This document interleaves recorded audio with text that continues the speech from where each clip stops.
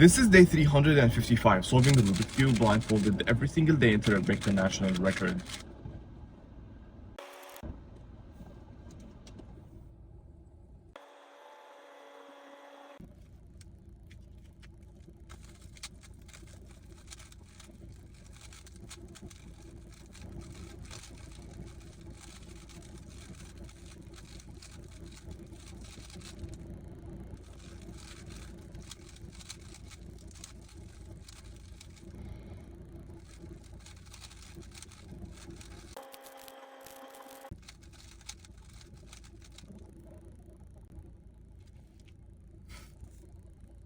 Yeah, I messed up the memo a bit bad in the beginning because I was learning Orozco just before this video.